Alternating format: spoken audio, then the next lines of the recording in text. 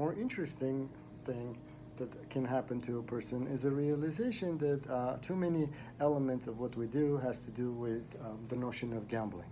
Gambling as it takes place, and specifically when I think about gambling, I think about gambling for life and then gambling for money and certainly gambling for future. But first, gambling for life and the choices we make when we think about gambling. And it's not going to be a sympathetic choice because when you think about where do you spend your time and how you spend your time and towards what purposes you're going to be allocating your time, those choices are going to be rewards that you're going to derive from commitment that you make. So for example, if one was to say, I'm going to study hard for 20 hours a week versus I'm going to practice 20 hours a week, what are the chances that are going to pay off? And certainly certain people will make those choices and say studying 20 hours a week is going to be the proper gamble for me because it might lead to eventuality that is going to be successful. Or somebody might say I would much rather practice a sport for 20 hours a week, and that's going to lead to an eventuality of me having significantly better future than simply work, but rather it's going to give me a type of a career or fame and or recognition.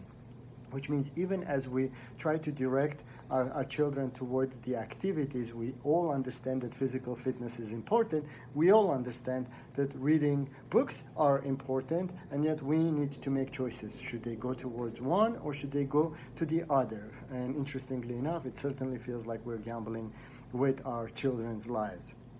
And then, of course, we point fingers at them and say, but they loved it. The second type of gambling that is on my mind is when we gamble specifically for or with money. And that takes a manifestation in our choices of what kind of stocks people choose to purchase or in what people try to certainly put their money. Why? Because everybody wants to be wealthy and everybody wants to be able to at least be financially secure. Yet those choices do usually and normally come with high risk versus high reward. And yet the choices made by the individuals is indicative that one of the things that is continuation is that when you try to put your money towards the riskier investments, certainly it becomes very difficult for people to argue against it. In other words, if somebody were to come and say, somebody who was a follower of Doge coin or GME, hey, this is not a good idea, their response would have been, you don't know, somebody became a millionaire. And we've spoken about it, right? Yet that risk evaluation of where people are going to be putting their money, because the stock market is and can be effective, is going to lead people to making decisions. Yet so many people who jumped behind the individuals and bought it at a certain time are going to be paying the prices because the value isn't necessarily realized until you're able to walk away with the money, which is kind of funny because it's also like a casino, right?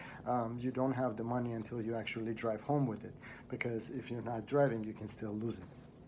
And the final thing that I want to think about is gambling with our future. And this is the type of gambling that actually gets to me most of all, because the other ones are transitory in nature and can be corrected if one catches it correctly.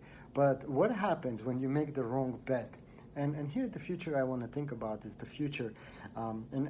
Whether we're talking about environment, whether we're talking about economics, whether we're talking about the democratic societies.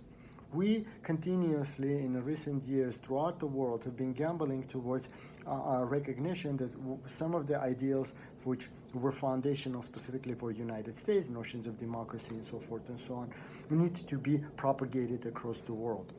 And certainly those gambles are what led to some of the more horrific things that we have engaged in, as in we've spoken about in the past, the actions that we've taken in most of the Latin America and certainly across the world. Even the gamble of notion of the world police for a country comes at a price, and the price is paid with the blood and lives and the suffering of our soldiers, and by continuation of our veterans, and certainly by everybody else's taxpayers, which means by policing everybody, we might be opening up ourselves to a gamble which might be problematic to win.